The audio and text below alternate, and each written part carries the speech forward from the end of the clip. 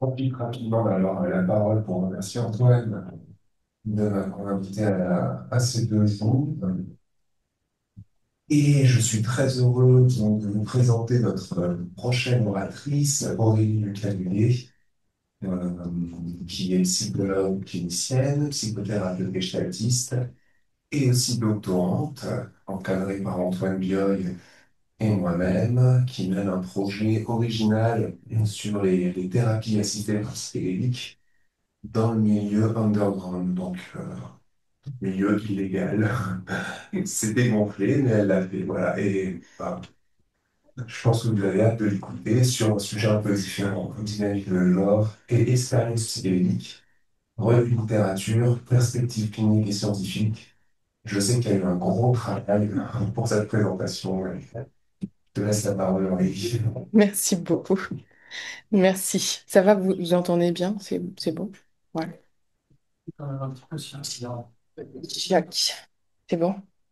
Bon, bonjour à vous, ici et puis en visio, à distance. Tout d'abord, je remercie chaleureusement mes directeurs de thèse pour la confiance qu'ils m'accordent, ainsi que l'équipe organisatrice qui nous offre l'occasion de ces rencontres et de ces échanges. Je suis très heureuse de partager ce moment avec vous, avec quand même une certaine appréhension qui est bien montée là, les dernières minutes. J'espère sincèrement que ce travail éveillera votre curiosité autant qu'il a nourri la mienne. Sans plus attendre, passons à la présentation intitulée Dynamique de genre et expérience psychédélique, revue de littérature, perspectives cliniques et scientifiques. En voici les grandes étapes, une introduction, la méthodologie employée, les résultats autour de trois dynamiques, une discussion ouvrant sur des perspectives cliniques et scientifiques avant de conclure. Depuis les années 1990, une renaissance psychédélique se déploie, caractérisée par des méthodologies scientifiques plus rigoureuses et par des promesses thérapeutiques dans le traitement de diverses pathologies. En ouverture, voici à votre droite Kissing Coppers de Banksy, œuvre qui interroge les normes de masculinité et d'autorité. Elle sert de point de départ pour questionner les rapports de genre dans la recherche psychédélique. Derrière le potentiel thérapeutique du champ psychédélique, il faut rappeler qu'il s'est développé dans un cadre de pensée largement masculin. Erika Dick, professeure canadienne spécialiste de l'histoire médicale et sociale des psychédéliques, rappelle que les psychédéliques, comme d'autres exemples historiques d'expérimentation médicale, ont été et le sont encore dans une large mesure dominés par les hommes, reléguant les vécus des femmes et des minorités de genre à l'arrière-plan.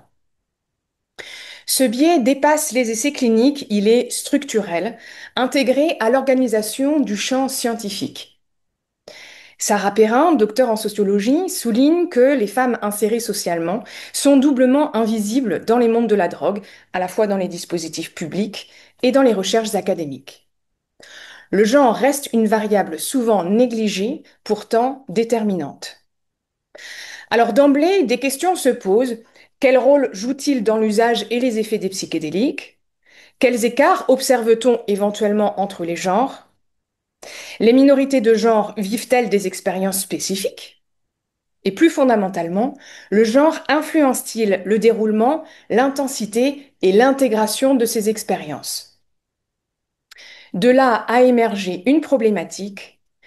Comment les dynamiques de genre influencent-elles l'expérience psychédélique telle qu'elle est rapportée et analysée dans la littérature contemporaine? Avant de poursuivre, clarifions quelques termes. Je ne vais pas nécessairement revenir sur le genre puisque Hélène Marquier l'a très bien fait ce matin.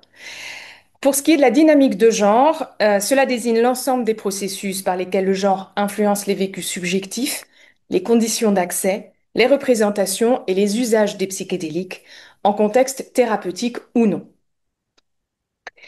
Les genres minorisés concernent les personnes dont l'identité ou l'expression de genre diffère des normes cisgenres binaires dominantes, cisgenres désignant les personnes dont l'identité de genre correspond au sexe assigné à la naissance. Cela inclut notamment les personnes transgenres, non-binaires ou genderqueer, intersexes ou toute personne dont le genre s'écarte des attentes dites traditionnelles. L'expérience psychédélique renvoie à un état temporaire de conscience modifié induit par une substance psychédélique et caractérisé par une phénoménologie singulière. C'est un vécu subjectif, variable selon la personne et la substance, dont le déroulement est fortement influencé par le set, état mental, attente, préparation et le setting, l'environnement physique, social ou encore culturel. Cette revue vise à synthétiser les connaissances sur les dynamiques de genre dans l'expérience psychédélique, analyser la visibilité des genres minorisés dans la littérature, identifier les biais genrés dans la recherche et les protocoles actuels, interroger les effets des psychédéliques sur l'identité de genre, et enfin, explorer les perspectives cliniques et scientifiques. Nous clôturons cette introduction par une illustration de Luana Lourenço, graphiste travaillant avec l'Institut Chacruna, qui évoque la fluidité identitaire que les expériences psychédéliques peuvent révéler ou intensifier. Je me demandais ce que ça donnerait en grand. Voilà. Passons à la méthodologie. La revue s'appuie sur trois bases principales. OpenAlex, PsycInfo et PubMed, complétées par Google Scholar, qui offre une couverture plus large et permet d'identifier des articles parfois absents des bases spécialisées. Aucune limite de date ni de langue n'a été appliquée pour respecter l'exhaustivité propre à une revue exploratoire. La recherche s'est organisée autour de deux ensembles de mots-clés, les termes relatifs au genre, identité de genre et orientation sexuelle pour inclure l'ensemble des travaux concernant les minorités de genre, mais nous reviendrons sur ce point, les termes relatifs aux psychédéliques, entendus au sens large. Ces ensembles ont été combinés via une requête booléenne mobilisant les opérateurs OR et AND. Les publications retenues devaient aborder explicitement les enjeux LGBTQIA+, identité de genre et orientation sexuelle, en lien avec les expériences psychédéliques. Offrir un regard critique, non stigmatisant et non pathologisant, c'est-à-dire sans considérer cela comme un trouble. Traiter de façon significative l'intersection entre genre et psychédélique. Ont été exclues les publications traitant uniquement de l'un des deux axes, n'abordant pas leur articulation de manière substantielle, celles purement descriptives, stigmatisantes ou pathologisantes, ou rédigées dans une langue non accessible pour l'analyse. Alors, arrêtons-nous un instant pour expliciter ces choix. En fait, ils découlent d'un cheminement qui s'est construit au fil de l'exploration. C'est-à-dire, au départ, l'intention a été portée uniquement sur les thèmes relatifs au genre, identité, expression, en lien avec l'expérience psychédélique, et non sur l'orientation sexuelle. Rapidement, au-delà de la très grande pauvreté de la littérature à ce sujet, une confusion est apparue. Les niveaux d'analyse s'entremêlaient, définition, enjeux, population concernée se mélangeaient. Cette confusion, éprouvée de manière très concrète, a constitué une expérience aussi troublante que révélatrice. C'est en s'appuyant sur une posture gestaltiste qu'il a été possible d'accueillir ce brouillard conceptuel, observer ce qui émerge, rester au contact du ressenti sans chercher immédiatement à le modifier, uniquement décrire ce qui se présente. Cette approche a permis de mieux comprendre de l'intérieur une confusion persistante entretenue par le flou terminologique entre genre et orientation sexuelle. Dans ce contexte, l'utilisation de LGBTQIA+ comme repère méthodologique s'est imposée en cohérence avec les catégories de la littérature. Il ne s'agit aucunement d'une posture militante, mais d'un choix méthodologique et qui permet, en outre, de mettre en évidence le processus à l'œuvre. La revue ne cherche pas à dissiper artificiellement la confusion entre genre et orientation sexuelle. Elle observe, agit comme un miroir, ouvrant ainsi une réflexion sur le nécessaire travail de clarification clinique et scientifique. Et si vous le souhaitez, je vous invite vous aussi à vous centrer au fil de la présentation vraiment sur votre vécu, c'est-à-dire à être pleinement attentif à ce qui émerge en vous, que ce soit sur un plan réflexif, affectif, peut-être corporelle.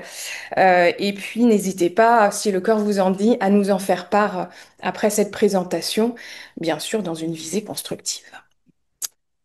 Alors, le diagramme de sélection des études suit le modèle Prisma 2020. Au terme de ce processus, 21 études ont été retenues pour constituer le corpus final, base de la partie résultat que je vais vous présenter maintenant.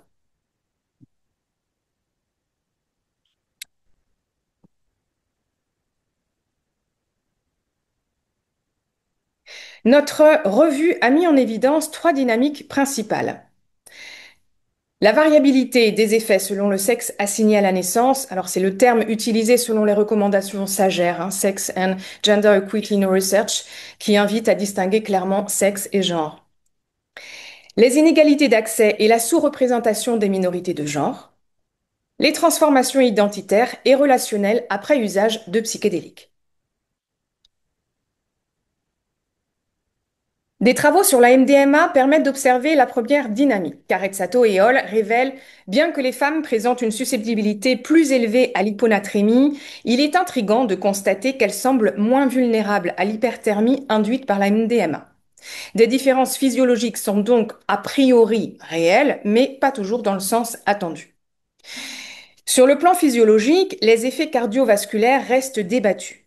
Certaines études rapportent des réponses plus fortes chez les hommes, d'autres chez les femmes. Ces divergences invitent donc à la prudence en examinant le contexte expérimental, la composition des échantillons et bien sûr les variations individuelles. Certaines tendances sont quand même plus nettes. L'hyponatrémie, c'est la diminution dangereuse du sodium sanguin, est un risque significatif pour les femmes, surtout préménopausées. À l'inverse, Carizzato et Hall notent que les femmes semblent moins sujettes à l'hyperthermie, possiblement en lien avec une conversion métabolique plus faible de la MDMA en MDA. Shadani et Hall avancent plusieurs facteurs explicatifs. Variation hormonale, différence au niveau des récepteurs sérotoninergiques et vitesse distincte de métabolisation des substances, pouvant moduler les effets, notamment selon les phases du cycle menstruel. Sur le plan émotionnel, Carezzato et Hall rapportent une sensibilité accrue chez les femmes sous MDMA. Elles rapportent plus fréquemment de l'anxiété, de l'inconfort et des effets secondaires indésirables. Cela rejoint l'hypothèse d'une plus grande vulnérabilité des femmes, semble-t-il, aux baisses d'humeur et à l'anxiété induite par la MDMA, possiblement liée à la régulation sérotoninergique ou à une prévalence plus élevée des troubles de l'humeur. Les motifs d'usage diffèrent également. Les femmes, notamment après un traumatisme, évoquent souvent un usage d'automédication émotionnelle.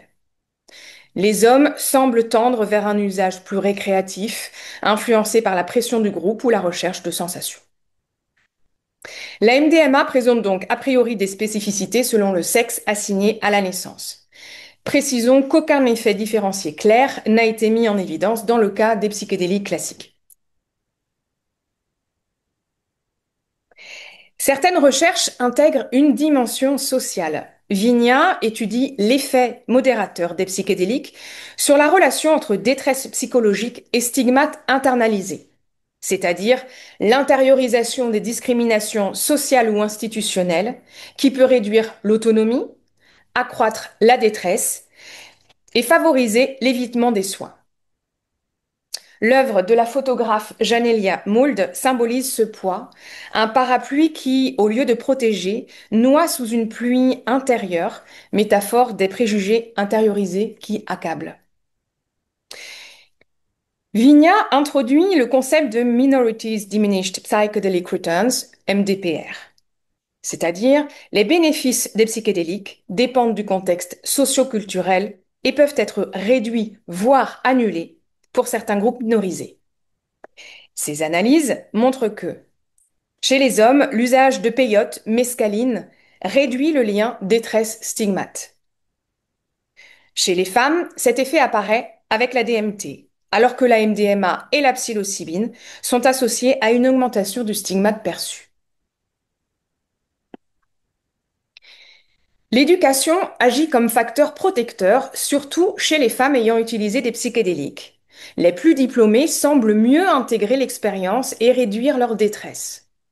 Cet effet protecteur n'est pas retrouvé chez les hommes, probablement en raison d'un stigmate moindre et d'un capital social plus stable, quel que soit leur niveau d'études. Les effets modérateurs des psychédéliques sont significatifs surtout chez les hommes blancs, catégorie telle que définie dans les données de l'enquête américaine sur la consommation de drogue et la santé, et plus limités chez les groupes minoritaires.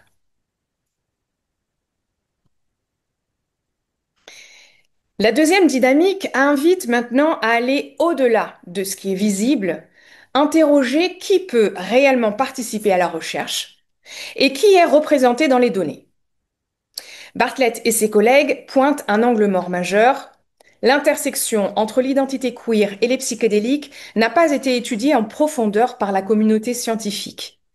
La vaste majorité de la littérature stigmatise et problématise l'usage psychédélique par les personnes queer. Je précise pour la suite que je conserve le terme queer tel que les auteurs cités l'emploient, c'est-à-dire un terme dit parapluie, inclusif et analytique, qui désigne les identités de genre et ou d'orientation sexuelle en dehors des normes cisgenres et hétérosexuelles. Plusieurs biais structurels limitent l'accès des personnes transgenres et de genres divers, TGD, aux soins et aux protocoles de recherche psychédélique. Stauffer et Hall révèlent que la plupart des essais utilisent encore des formulaires limités à une case homme ou femme et ne recueillent pas l'identité de genre vécue. D'après des focus group menés par Alpert et son équipe, nombre d'individus TGD ont dû enseigner à leurs soignants, soignantes, des notions de base sur le genre et la sexualité, révélant un manque de formation. Des personnes taisent leur identité par peur du jugement ou du refus de soins. L'absence d'environnement affirmatif, c'est-à-dire inclusif, respectueux, entretient un sentiment d'insécurité et d'invisibilité. Afteol ajoute que ces personnes cumulent souvent un double stigmate, celui lié à leur identité de genre minoritaire et celui associé à l'usage de substances psychédéliques illégales, pouvant freiner leur participation. Ce climat d'insécurité se traduit par la peur d'invalidation identitaire, l'hypervigilance et la confrontation à des rôles de genre rigides. Desrochers précise que ces expériences s'inscrivent dans un contexte plus large de discrimination médicale et sociale persistante, où l'accès aux soins est entravé par les préjugés, les refus de prise en charge ou le manque de reconnaissance des identités. En conséquence de ces biais et d'un climat peu sécurisant, la diversité des participants reste très limitée. Dans une revue systématique de 21 essais cliniques récents en psychothérapie assistée par psychédéliques, PAP, Aft et Hall constatent qu'aucune étude ne rapporte la présence de participants transgenres ou non binaires. Dans la majorité des cas, les données de genre se limitent au sexe assigné à la naissance ou sont confondues avec l'orientation sexuelle, invisibilisant ainsi les identités vécues. Desrochers note l'absence de récits queer dans la littérature psychédélique contemporaine. Et lorsque ces expériences sont évoquées, c'est souvent sous un angle pathologisant. Zanelli Muoli est une artiste qui documente les vies des personnes queer et trans noires. Ces portraits que nous montrons ici viennent symboliquement combler le silence des données de recherche sur ces identités.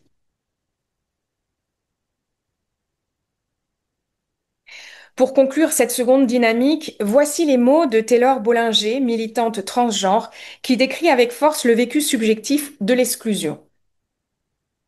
Les jeux subtils de regard s'étendent aussi au fait de voir son identité invalidée pendant une cérémonie, d'être évité dans les contextes de groupe, ou se voir refuser la participation en raison de rôles de genre stricts.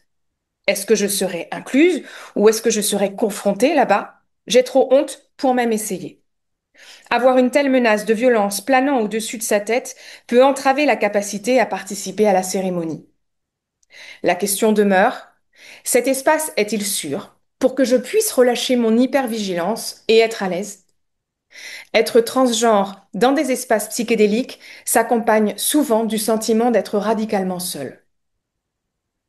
Derrière les chiffres de non-inclusion, il y a des personnes qui portent l'expérience intime de l'exclusion, jusque dans les espaces censés être thérapeutiques ou transformateurs.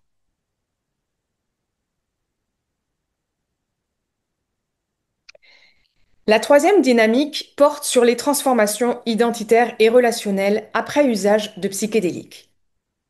Il s'agit d'examiner ce que décrivent les personnes participants lorsqu'elles évoquent l'impact de ces expériences sur leur identité, leurs relations et leur rapport à soi. Katkar et Hall écrivent: nos résultats suggèrent que le LSD pourrait soutenir l'exploration et l'acceptation de l'identité de genre chez certains individus, soulignant un rôle potentiel dans le traitement de la dysphorie de genre. La dysphorie de genre étant la détresse liée au fait de ne pas se sentir du genre correspondant à son sexe assigné à la naissance. Leur étude analyse 94 récits d'expérience sous LSD en lien avec le genre. Les données auto-rapportées montrent que près de 17% des usagères et usagers non cisgenres indiquent une influence sur leur parcours de transition. 30% des participantes participants cisgenres disent avoir exploré des identités de genre non cis. Et près de 94% des personnes en questionnement de genre rapportent des effets de clarification identitaire.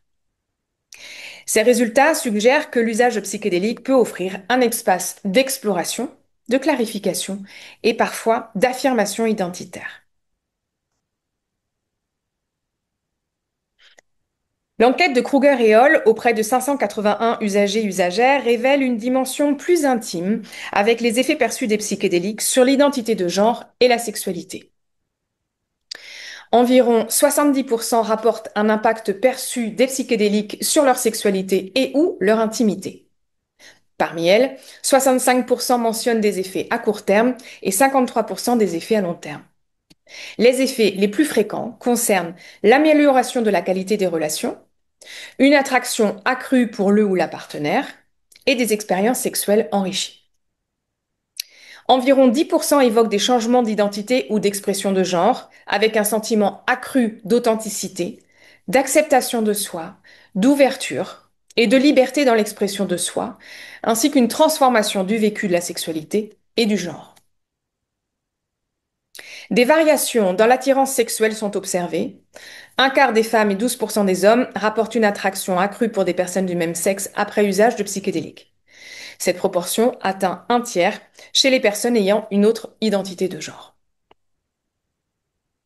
Sur le plan intrapersonnel, Carly Léol note que les psychédéliques peuvent réduire la focalisation sur soi et les ruminations, atténuant la honte intériorisée et renforçant l'estime de soi chez des personnes LGBTQ+. Gauguin et Hall évoquent le concept de gender euphoria, les émotions positives ressenties lorsque l'identité de genre vécue est en harmonie avec l'identité interne. Ce terme, largement utilisé dans les communautés trans et non-binaires, bénéficie d'un intérêt académique croissant, notamment avec le développement du Gender Euphoria Scale.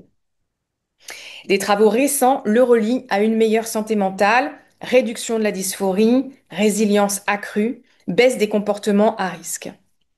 Ce n'est pas l'inverse de la dysphorie, mais un construit émotionnel à part entière. Sur le plan relationnel, Gauguin et Hall révèlent une augmentation de la self-compassion, c'est-à-dire une bienveillance envers soi-même, notamment en période de difficulté, et un élargissement de la conception du genre dans les interactions sociales.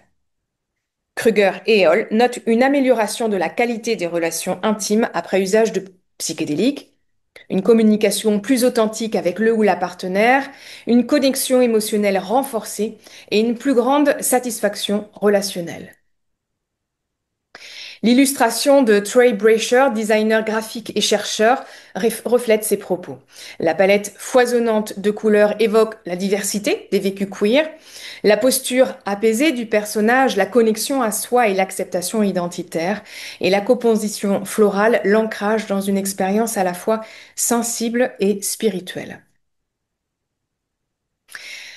Alors, sans prétendre à l'universalité, voici des témoignages qui offrent un aperçu de la façon dont l'expérience psychédélique peut être vécue comme un catalyseur identitaire.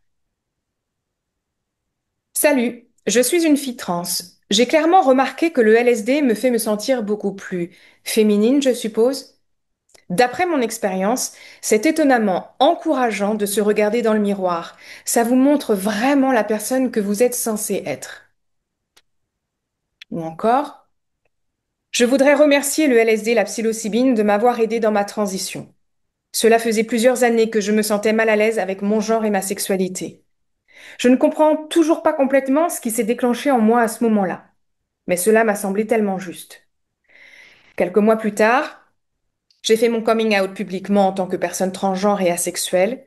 J'ai demandé à mon âme sœur de m'épouser. J'ai choisi mon nouveau nom. Je suis tellement mieux et plus à l'aise avec moi-même que je ne l'ai jamais été. Pour clore cette partie, l'œuvre New Man, New Woman d'Alex Gray symbolise les processus de connexion, de transformation et d'interrelation présentes dans les récits, synthétisant la dernière dynamique des expériences qui transforment en profondeur le rapport à soi et aux autres.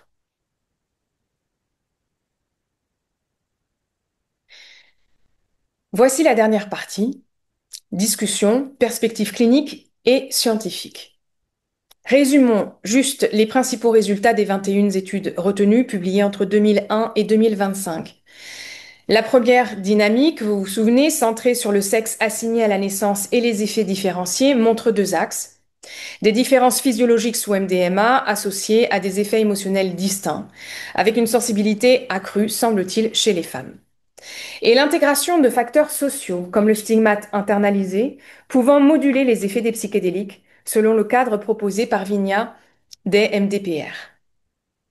La deuxième dynamique souligne que les inégalités d'accès et la sous-représentation des minorités de genre sont structurelles, non marginales. Les biais d'inclusion, l'absence d'environnement affirmatif et le manque de formation des thérapeutes entretiennent un climat d'insécurité qui se traduit par une quasi-absence de participants trans ou non binaires dans les essais et par l'invisibilité de leurs expériences. La troisième dynamique porte sur les transformations identitaires et relationnelles après usage de psychédéliques. Les données révèlent des expériences d'exploration et de fluidité identitaire, des effets sur l'identité de genre et la sexualité, et des témoignages d'acceptation de soi allant jusqu'à la gender euphoria. Ces effets s'accompagnent souvent d'un enrichissement des relations interpersonnelles et d'une ouverture plus large aux diverses expressions de genre. Mettons maintenant ces résultats en perspective avec l'état actuel des connaissances, identifions les limites et proposons des pistes concrètes. Un apport majeur de cette revue est d'avoir centré l'analyse sur l'intersection entre genre et psychédélique, encore très peu explorée. Il s'agit de l'une des premières synthèses empiriques systématiques sur ce sujet. Nous proposons une définition opérationnelle de la notion de dynamique de genre adaptée au champ psychédélique. Nous avons construit une typologie analytique de ces dynamiques et mis en œuvre une méthode transparente et reproductible, inspirée des recommandations Prisma. Ce travail fournit un cadre structuré pour comprendre comment le genre oriente l'usage et les effets des psychédéliques et pour guider les futures recherches dans ce domaine. Voici ce que l'on peut retenir comme repère majeur, des effets a priori différenciés selon le sexe assigné à la naissance pour la MDMA, aucune différence robuste établie pour les psychédéliques classiques.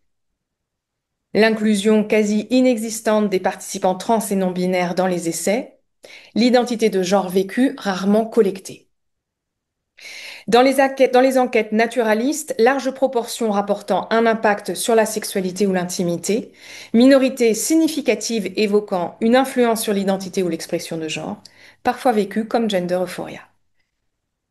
Les effets modulés par des facteurs socioculturels tels que le stigmate, la sécurité perçue et les appartenances sociales selon le cadre des MDPR. Trois angles morts ressortent de la littérature. Le premier tient aux logiques de simplification méthodologique. Les variables de genre sont souvent réduites à un regroupement binaire homme-femme, confondu avec le sexe assigné à la naissance. Comme le notent Shadani et Hall, cette réduction est justifiée au nom de la simplicité, héritage de principes méthodologiques anciens privilégiant la simplicité d'analyse. Appliquée au genre, cette approche efface la diversité réelle et empêche de saisir les effets spécifiques. Concrètement, cela se passe par l'absence de mesures SOGI, Sexual Orientation and Gender Identity, des mesures SOGI complètes et harmonisées, limitant la compréhension des données et leur portée clinique. Les expériences et besoins spécifiques des personnes trans, non-binaires ou queer ne sont pas intégrés. Le deuxième angle mort est l'invisibilisation, parfois renforcée, d'une auto-exclusion. L'absence fréquente de participants trans et non-binaires, combinée à un climat de sécurité perçu comme insuffisant, dissuade la participation. Ces vélus montrent que ce retrait découle souvent de la crainte de jugement, d'expériences invalidantes ou de discrimination explicite. Certaines personnes préfèrent ne pas déclarer leur identité de genre réelle par souci de protection. Ce biais de sélection limite fortement la généralisabilité des résultats. Et le troisième angle mort est l'absence de perspective intersectionnelle. Rares sont les études qui croisent genre et autres rapports sociaux comme la race, l'ethnie ou la classe sociale. Cette omission empêche de comprendre les effets combinés de ces différents rapports de pouvoir sur les usages et les effets des psychédéliques. Comme le souligne DIMOC, elle limite la production de savoirs inclusifs et leur applicabilité clinique. La photographie de l'atelier de Sisyphe de Gilbert Garcin illustre l'absurde auquel conduit encore cette simplification excessive. Comme Sisyphe poussant éternellement son rocher, la recherche persiste à réduire la complexité du genre à un schéma binaire, au nom de la simplicité, tout en espérant progresser. Ce décalage entre ambition scientifique et cadre méthodologique limité cristallise l'enjeu que nous venons de décrire.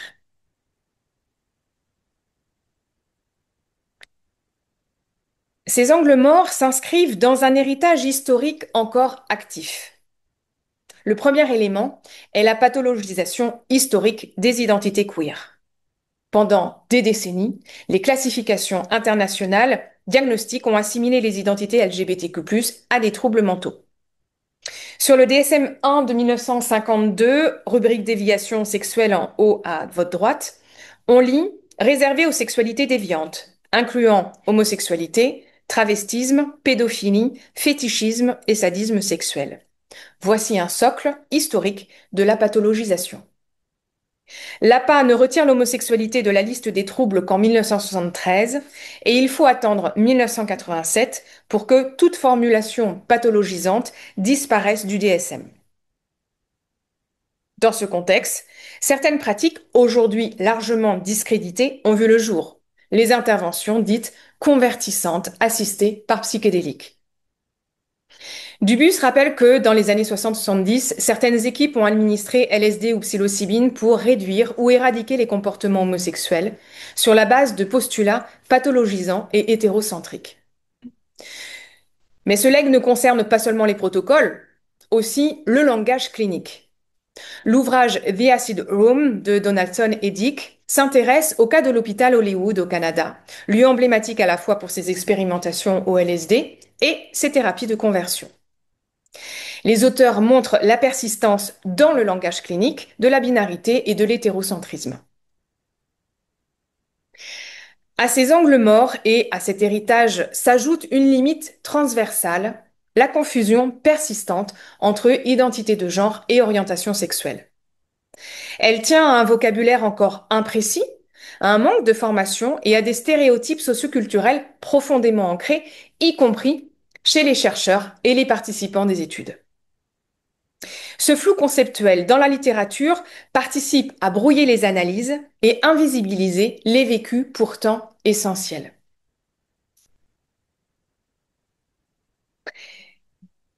Les témoignages qui ont été recueillis et analysés par Hens, une historienne canadienne, montrent que ces confusions et pathologisations avaient déjà des conséquences profondes sur les individus.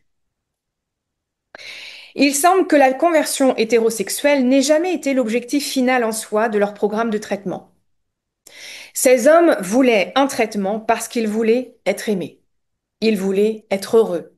Ils voulaient être acceptés par leurs amis, leurs familles, leurs proches, leurs collègues et la société dans son ensemble. Et ils croyaient qu'ils ne pouvaient pas avoir ces choses pour eux-mêmes s'ils étaient homosexuels. Ces hommes voulaient être, entre guillemets, normaux, à une époque de l'histoire canadienne où les hommes normaux étaient définis de façon étroite comme des soutiens de famille hétérosexuels, masculins dans leur présentation, au service des familles nucléaires. Cet extrait rappelle qu'au-delà des objectifs cliniques énoncés, se jouaient des aspirations humaines fondamentales, être reconnu, aimé et intégré. Les approches pathologisantes, en niant certaines identités et ou orientations, ont creusé un fossé durable entre ces publics et le monde médical. Enfin, les limites de notre propre revue se situent à 3 niveaux. D'abord, un nombre relativement restreint d'études ont été incluses, reflet de la rareté de la littérature sur ce sujet émergent.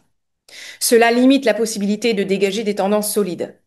De plus, l'hétérogénéité des méthodologies et des contextes d'études rend les comparaisons directes délicates. Ensuite, l'absence de double sélection et de relecture croisée constitue une limite méthodologique. Bien que cette étape ne soit pas systématiquement mise en œuvre dans les revues exploratoires, elle aurait pu, si elle avait été appliquée, renforcer la fiabilité du processus de sélection.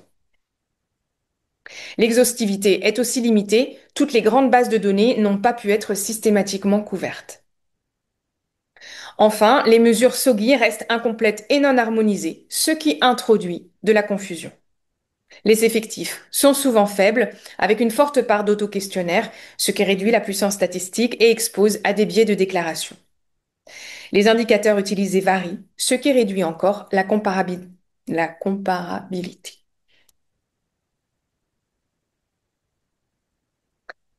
En termes de perspective, du point de vue clinique, les recommandations portent sur la PAP. L'objectif est de mieux inclure et sécuriser les personnes de minorité de genre. En termes de responsabilité éthique et de co-construction, il s'agit d'impliquer les personnes dans la conception des outils, des protocoles, des évaluations, ce qui est essentiel. Cela implique d'assurer une sécurité physique, psychique explicite, avec dispositifs de signalement et de réparation en cas d'incident. Le consentement éclairé doit être continu, vérifié à chaque étape, préparation, séance, intégration. Le set and setting doit être adapté. Il s'agit de mettre en place des formulaires SOGI séparant clairement le sexe assigné à la naissance et l'identité de genre vécu, en indiquant le prénom d'usage et les pronoms utilisés systématiquement. Utiliser un langage et des procédures inclusifs, prévoir des toilettes non genrées, clarifier les règles sur le toucher, offrir la possibilité de recourir ou d'éviter les miroirs si ceux-ci sont vécus comme déclencheurs, et garantir des parcours sans présupposés binaires. Et aussi diversifier les diades thérapeutiques et intégrer des pairs conseillers présents si besoin dès la préparation. Dans une posture thérapeutique d'affirmation des identités trans et queer, il est important d'éviter de supposer l'identité ou l'expression de genre d'une personne. Éviter de recourir à des acronymes ou des termes dits parapluies dans lesquels une personne peut ne pas du tout se reconnaître. Utiliser des grilles d'évaluation non binaires. Développer des compétences en approche thérapeutique qui tiennent compte des traumatismes passés des patients. Assurer une formation continue avec supervision. Cette posture inclut aussi la reconnaissance des vécus liés aux stigmates, le travail sur la honte internalisée et le renforcement des stratégies d'adaptation positive. Il peut être pertinent de mesurer l'alliance avec la YSR, la détresse et le bien-être par exemple avec Corps Homme et distinguer les résultats par identité de genre. Ajouter éventuellement des indicateurs de self-compassion et des mesures de gender euphoria. Protéger strictement la confidentialité des données SOGI. Et enfin, rappeler explicitement que la PAP n'a jamais pour finalité de modifier l'orientation sexuelle ou l'identité de genre. La littérature montre que, dans un cadre approprié, l'expérience psychédélique peut devenir un levier thérapeutique puissant. Un accompagnement sécurisant peut permettre la création d'un laboratoire identitaire inclusif où la personne explore et clarifie son identité, trouve un sentiment d'authenticité, réduit la honte internalisée et développe la compassion envers soi. Ces expériences peuvent aussi enrichir la dynamique relationnelle et l'intimité, en favorisant des échanges plus authentiques et une ouverture accrue aux diverses expressions de genre et de sexualité. Dans cette illustration de Luana Lorenzo, la posture flottante symbolise le lâcher-prise et la sécurité, tandis que la tête lumineuse renvoie à l'exploration intérieure et la redéfinition de soi. Image de ce laboratoire identitaire inclusif où peuvent s'opérer fluidité, transformation et intégration.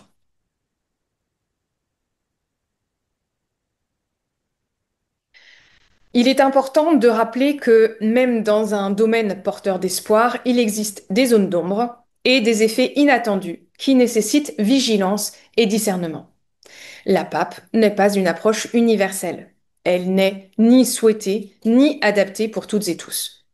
Des expériences psychédéliques peuvent être vécues comme difficiles, éprouvantes, on parle de challenging experiences, parfois source de prise de conscience, mais comportant aussi un risque de conséquences négatives, comme le renforcement paradoxal de la dysphorie de genre. La PAP n'est pas une solution miracle. Des effets délétères peuvent résulter d'un accompagnement thérapeutique défaillant, un cadre inadéquat, une posture non affirmée ou manque de compétences dans l'accompagnement des vécus liés au genre et à la sexualité. Saad et Hall mettent en garde contre un risque d'inclusion qui reste de façade et se traduit pour les personnes par un sentiment d'exclusion si les protocoles ne sont pas co-construits. Un dispositif peut paraître inclusif sur le papier et dans la pratique invalider ou invisibiliser les personnes concernées.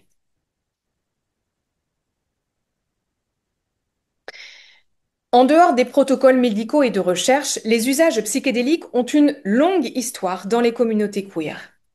Dès les années 70, des groupes comme les Radical Fairies ont investi les psychédéliques dans des espaces collectifs alternatifs pour explorer genre et sexualité hors du cadre normatif et médical.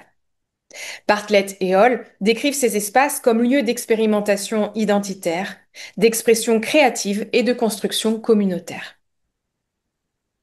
Le concept d'acide féminisme illustre comment l'usage des psychédéliques peut devenir un outil de remise en question des normes de genre et de réactivation de l'imaginaire féministe collectif. Lancelota et Hall montrent que les cercles d'intégration, les familles choisies et les lignes d'écoute LGBTQ+, jouent un rôle crucial dans l'acceptation de soi. Bartlett et Hall décrivent les rituels queer affirming, cérémonies conçues pour accueillir et soutenir les identités queer dans un cadre spirituel inclusif et sécurisant. Ainsi, l'expérience psychédélique s'inscrit aussi dans des pratiques communautaires, politiques et spirituelles, nourrissant des transformations individuelles et collectives. Avec Visionary Origin of Language, Alex Gray met en image l'instant où ce qui est confus, indicible, prend forme et devient langage. Cette œuvre résonne avec l'enjeu de la recherche scientifique dans ce champ. Donner des repères là où règne la confusion. C'est ce que visent ces perspectives scientifiques. D'abord, clarifier les niveaux d'analyse. Distinguer systématiquement le sexe assigné à la naissance, l'identité de genre vécu et l'orientation sexuelle. Ces dimensions ne doivent pas être confondues. L'orientation sexuelle peut être collectée, mais elle doit être analysée à part. Elle constitue souvent un facteur de confusion qu'il est important de contrôler. Ensuite, recourir à des mesures SOGI adaptées au genre. Cela signifie poser des questions séparées, offrir des options de réponse au-delà du binaire, ajouter un champ libre et toujours permettre de ne pas répondre. Ces précautions garantissent que chacun puisse se reconnaître. Prendre en compte bien sûr le contexte en documentant le set and setting, la sécurité perçue, le stigmate et en intégrant une approche intersectionnelle. Vient ensuite la question du vocabulaire. Définir clairement les termes clés, préciser les acronymes utilisés dans les titres et tout au long des articles, privilégier des libellés spécifiques au genre et non un acronyme englobant mais méthodologiquement imprécis, publier un glossaire et un dictionnaire des variables. Sur le plan analytique, il est essentiel de garantir la transparence. Élaborer des plans d'analyse séparés, éviter la binarisation, rapporter les effectifs de toutes les catégories, y compris les non-réponses, et justifier toute décision de regroupement. Enfin, dernier point crucial, assurer un échantillonnage inclusif en pensant dès le départ aux minorités de genre dans les stratégies de recrutement. Il s'agit de transformer un champ encore marqué par le flou et la confusion en un espace mieux défini, mieux documenté et donc plus solide pour la recherche comme pour la clinique.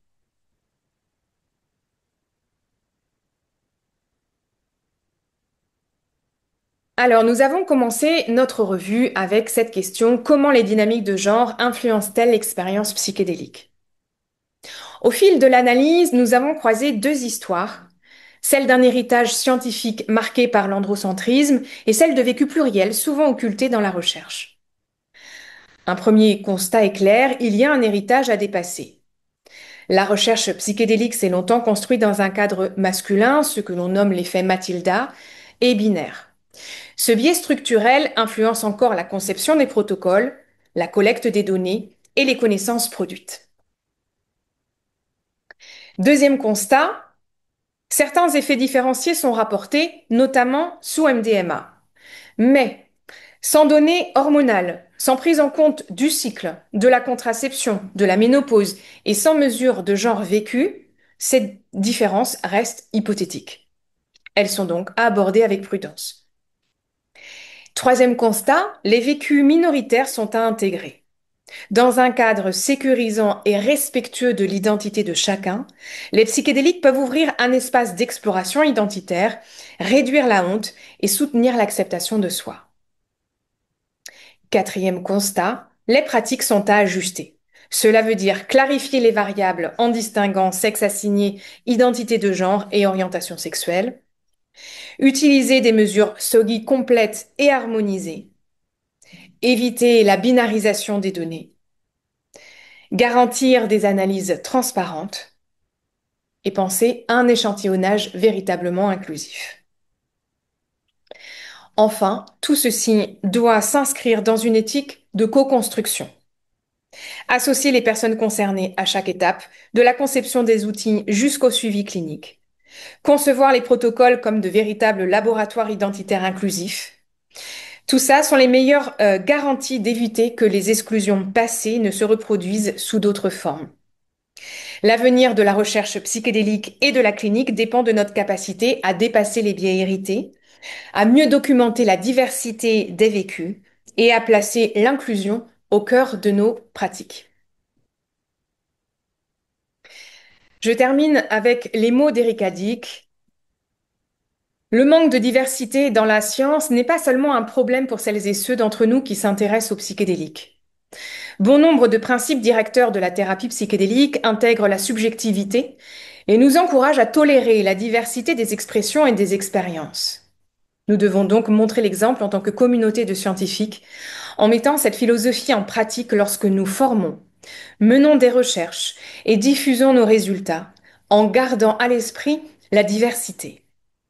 Nous savons que des aspects tels que le travail émotionnel sont une composante essentielle de cette démarche, que les binarités sont en réalité plus fluides et que le sentiment de sécurité ou son absence dans un espace influence profondément notre expérience de la santé mentale. Je souhaiterais voir les membres de la communauté scientifique psychédélique défendre ces valeurs et contribuer à montrer par l'exemple comment les soins en santé mentale peuvent être pratiqués. Je vous remercie pour votre attention et vous laisse en compagnie d'une œuvre de Pablo Amaringo, foisonnante et énigmatique, pour que chacune et chacun puisse continuer son voyage à sa manière. Merci.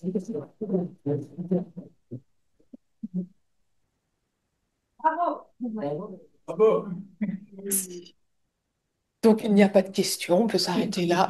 Merci. Si, il y a des questions. Alexandre, il a passé un micro peut-être ou...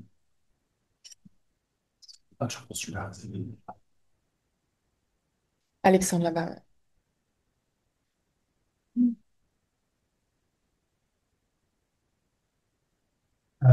Merci beaucoup pour ta présentation. Et je, j'avais une petite question, enfin c'est plus une demande de revenir sur le concept de Minorities Diminished Psychedelic Returns. Mm. Je trouve que c'est assez intéressant. Et, euh, est-ce que tu aurais moyen de revenir un petit peu dessus, peut-être de nous expliquer si, enfin, comment ça se manifeste concrètement dans les travaux que tu as cités, si c'est un point que tu as approfondi dans ta revue, bien sûr. Merci. Merci Alexandre. Alors, si tu veux, en off, je peux te transmettre il y a trois articles en fait de Vigna qui traitent de ça. En fait, il a commencé à lui aussi s'intéresser au potentiel du champ des psychédéliques. Et puis, petit à petit, il s'est interrogé sur, mais est-ce que ça marche si bien pour tout le monde ou est-ce que par hasard il n'y aurait pas des limites? Et donc il a commencé à interroger au fur et à mesure différents, euh, tu sais, c'est par rapport à l'intersectionnalité, différents croisements. Donc il s'est d'abord intéressé à tout ce qui est social, euh, à tout ce qui est genre, et puis au fur et à mesure de ses travaux sur justement des facteurs tels que la race et l'ethnie. Alors je vais pas nécessairement pouvoir aller trop plus loin de ça, mais je t'invite vraiment à les regarder si tu veux, c'est vraiment intéressant. L'idée en fait, c'est de montrer que derrière la première, pardon, la première impression que waouh, c'est super, finalement, il y a vraiment des populations chez qui, au contraire, ça peut accentuer, ça peut vraiment, les effets des psychédéliques positifs peuvent vraiment soit être freinés, soit carrément annulés. Donc c'est vraiment intéressant d'aller bien sûr plus en profondeur. En fait, il amène de la complexité et ce qui donne d'autres pistes vraiment intéressantes. Mais au plaisir d'en rééchanger avec toi si tu veux. Merci beaucoup pour ta présentation, c'était super. Euh, Comme tu veux, pas de questions, j'en ai plein.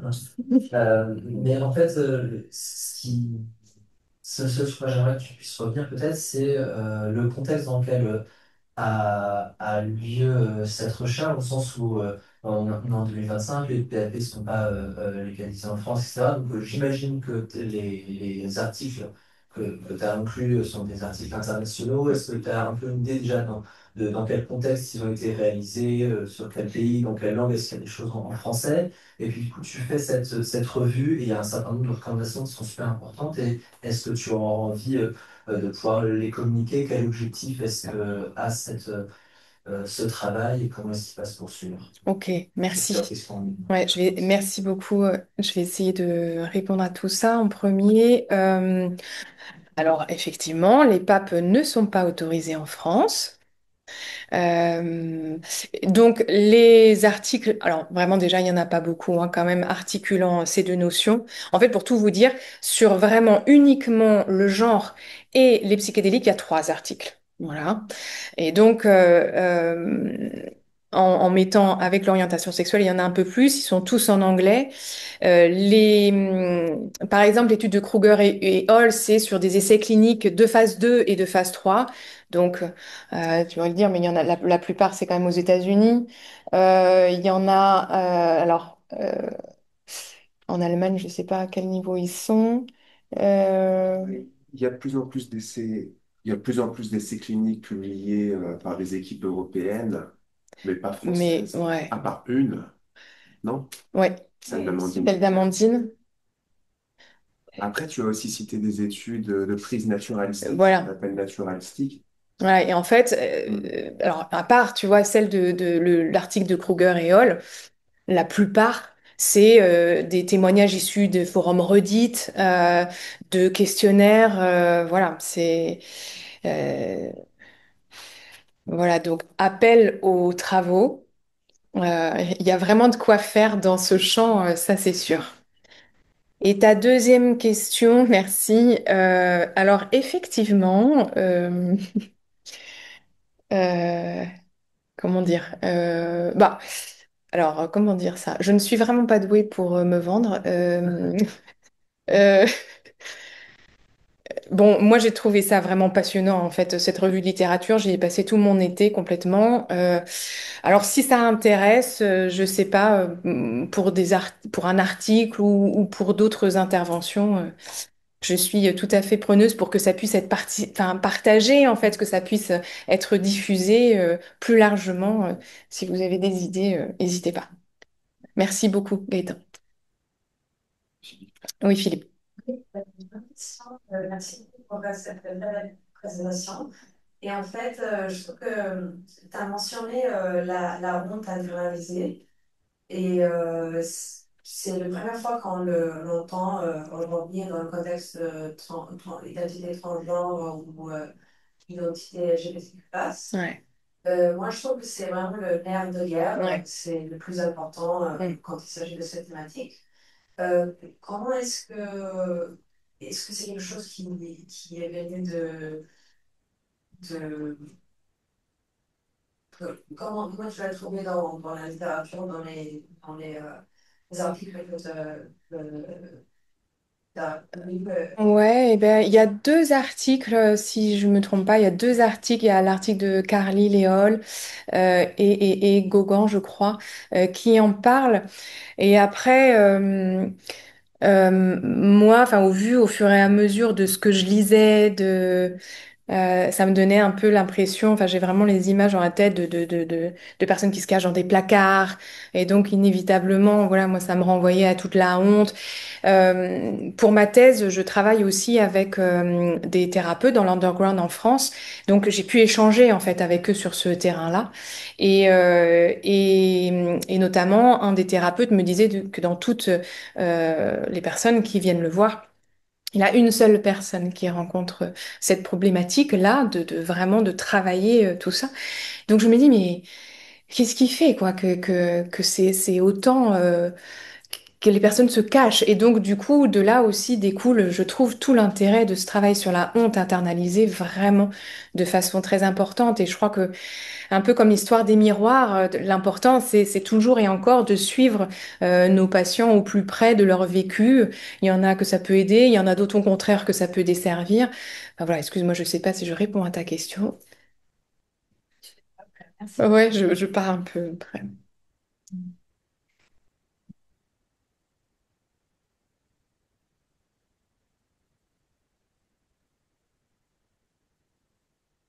Monsieur le directeur, ça va. Je vais te manger.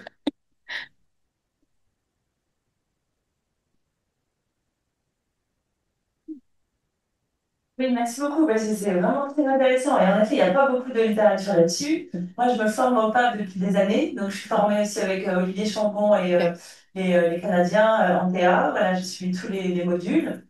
Et c'est vrai qu'on n'a jamais abordé ces problématiques-là. Mm. Voilà, clairement. Et par contre, là, je vois ces derniers temps, il y a des nouvelles formations américaines Ouais. où à chaque fois, il y a un module Ah ouais. LGBT. Voilà, il y a des Ok. native. Enfin, voilà, il y a plusieurs modules et je vois que voilà, ils sont sur ces problématiques-là aussi de plus en plus Mm. Mais dans les l'Institut, nouvelles ouais. formations PAP. L'Institut Chacruna a vraiment une action importante, je pense, et qui aide. Ça, c'est très Ouais. bien, merci. Après, ce qui est intéressant de toute manière, c'est que on parle du principe, bon, c'est le setting et puis l'intégration. Voilà, quelle que soit la problématique à C'est traiter, ça, parce que quand on ça, parle même de honte internalisée, on peut retrouver ça complètement. avec des femmes qui ont été violées, des garçons qui ont été Mm, abusés quand ils étaient tout petits. mm, Voilà, donc avec des problèmes d'inceste, pédophilie, mm, agression sexuelle et tout ça, on retrouve mm, aussi cette honte internalisée mm. que justement on va pouvoir traiter, discuter dans les séances d'intégration. Exactement. Et ce que tu dis me fait penser un peu à ce qu'on voyait tout à l'heure avec toi, Jérôme, je crois, sur quelque chose, moi, qui m'évoquait l'universalité, c'est-à-dire souvent les personnes qui vivent des séances de psychothérapie assistées par psychédéliques peuvent des fois travailler des problématiques qui finalement ne sont pas les leurs propres, mais elles le disent pour servir au monde. Et donc, il y a quelque chose de ça aussi où Philippe, je pouvais à un moment avoir envie de dire, finalement, des fois, comment dire, il n'y a pas besoin d'avoir, de vivre cette problématique-là pour finalement pouvoir, je suis désolée, comme micro, j'ai du mal, pouvoir être traversé par cette honte pendant la séance et travailler pour les autres. Voilà, bon, Et après, de toute manière, travailler avec ce qui émerge pendant la complètement. séance, quelle que soit Ouais, la personne en question, tout peut être traité, décortiqué. Voilà, c'est de l'accompagnement. Encore une fois, c'est le cadre dans lequel on fait tout ça. ouais, merci.